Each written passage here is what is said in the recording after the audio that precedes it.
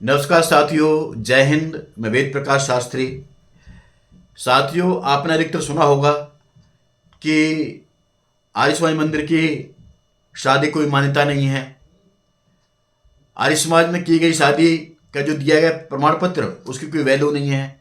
और कई लोग कहते हैं उसकी वैल्यू है, मान्यता है। ऐसे लोग अपने यूट्यूब पर, कई अधिवक्ता वकील लोग ये चर्चा करते हैं। उनकी जानकारी बता दूं कि आर्य समाज की जो शादी होती है वह कानूनी तौर से वैध होती है और उनको जानकारी होनी चाहिए। जब देश आज़ाद नहीं हुआ था, अंग्रेजों ने आर्य समाज के कार्यों को देखते हुए, सामाजिक कार्यों को देखते हुए उन्होंने एक एक्ट बनाया, कानून बनाया कि जो आर्य समाज में शादी होती है उसकी पूर्ण रूप से कानूनी मान्यता होती है। वह एक्ट था आर्य मैरिज वैल्यूएशन एक्ट 1937। 1937 यानी आजादी से पहले का एक्ट। इस एक्ट में अगर आर्य समाज शादी कराता है, आर्य समाज व आर्य समाज, आर्य समाज वो नहीं जो आर्य समाज मंदिर ट्रस्ट है, आर्य समाज मंदिर समिति है, आर्य समाज मंदिर संगठन है, या अन्य कोई आर्य समाज के अलावा जो शब्द लगे हुए हैं उनकी कोई मान्यता नहीं है। ना कोई राम मंदिर की मान्यता है, ना कृष्ण मंदिर की मान्यता है। केवल आर्य समाज को मान्यता मिली हुई है इस एक्ट के तहत। और अभी इस बात की पुष्टि करते हुए 17 अप्रैल 2025 को इलाहाबाद हाई कोर्ट ने कहा कि जो आर्य समाज मंदिर के अंदर वैदिक रीति रिवाज से विवाह संपन्न होता है वह शादी कानून मान्य है, उसकी पूरी मान्यता होती है। एक केस की सुनवाई करते हुए इलाहाबाद हाई कोर्ट ने आर्य समाज की शादी को लेकर के, इसके महत्वपूर्ण विषय को लेकर के एक आदेश पारित किया कि जिस आर्य समाज मंदिर के अंदर, यानी जो आर्य समाज मंदिर के अंदर जिस विवाह संस्कार के समय वहां उसमें गौदान होता है, कन्यादान होता है, पाणी ग्रहण संस्कार होता है, सप्तपदी होती है और मंत्रों के माध्यम से जो विवाह संस्कार किया जाता है हिंदू रीति रिवाज में, वह शादी पूर्ण तरह मान्य है। तो इसकी सुनवाई करते हुए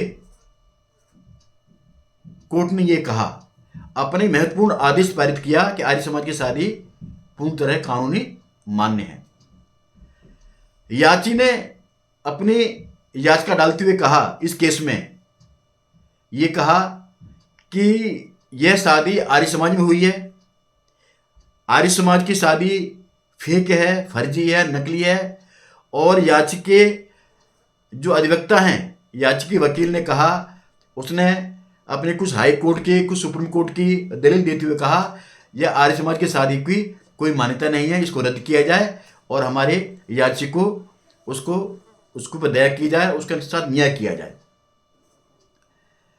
इसको लेते हुए इलाहाबाद हाई कोर्ट के अपर शासकीय अधिवक्ता ने कहा कि जो शादी यहां पर हुई है, जो शादी का केस है, यह शादी आर्य समाज मंदिर में हुई है और आर्य समाज मंदिर के अंदर यह शादी पूरी रीति रिवाज से, पूरा संस्कार के साथ में संपन्न हुई है।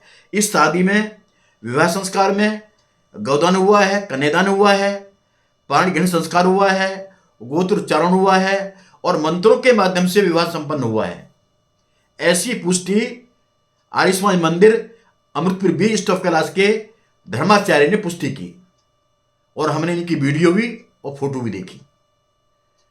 तो ये सब प्रूफ होते हुए, और लड़का लड़की दोनों बालिक हैं, गवाह पूरे हैं, तो लिहाजा ये शादी कानूनी तौर से मान्यता दी जाए, ऐसा जो है अपर शासकीय अधिवक्ता ने अपनी दलील दी। तो ये पूरा कुछ सुनने के बाद में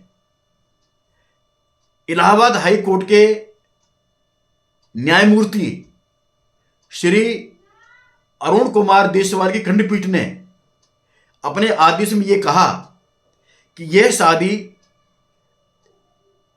शादी पूर्ण रूप से विवाह संस्कार के साथ में संपन्न हुई है और इस शादी के अंदर गौदान हुआ है, कन्यादान हुआ है और सप्तपदी हुई है और पूर्ण मंत्रों के माध्यम से ये शादी संपन्न हुई है और इस शादी को हम पूर्ण रूप से कानूनी मान्यता प्रदान करते हैं। ऐसा अपने निर्णय में उन खंडपीठ ने आदेश पारित किया और ये कहा कि अगर ये शादी आर्य समाज मंदिर में होती है या अन्य कहीं होती है, ये पूरे संस्कार के साथ में शादी होती है, तो इस शादी की पूर्ण रूप से मान्यता है। चाहे ये शादी जो आर्य समाज की शादी हुई है वह विवाह अधिनियम 1955 और विवाह अधिनियम 2017 के अंतर्गत इसका पंजीकरण नहीं हुआ है, तब भी यह शादी कानूनी तौर से मान्य है। ऐसा इलाहाबाद हाई कोर्ट के श्री अरुण कुमार देसवाल जो न्यायमूर्ति हैं, उन्होंने अपने एक आदेश पारित किया उन्होंने। तो साथियों,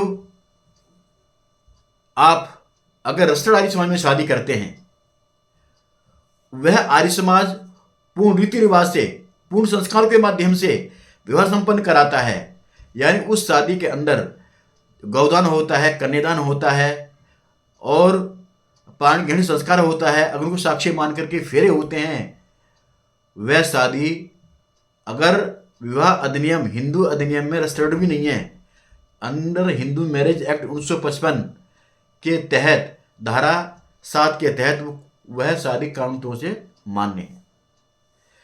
तो साथियों, अगर ये वीडियो आपको अच्छी लगी है, इस चैनल को सब्सक्राइब करके घंटी जैसी आकृति को अवश्य दबाइएगा ताकि मेरी वीडियो की नोटिफिकेशन सबसे पहले आपको मिले। आप कमेंट जरूर करें, मैं सारे कमेंटों को पढ़ता हूं और उसका जरूर आंसर दूंगा मैं। कोई और जानकारी हो तो आप मेरे से पूछ सकते हैं। धन्यवाद।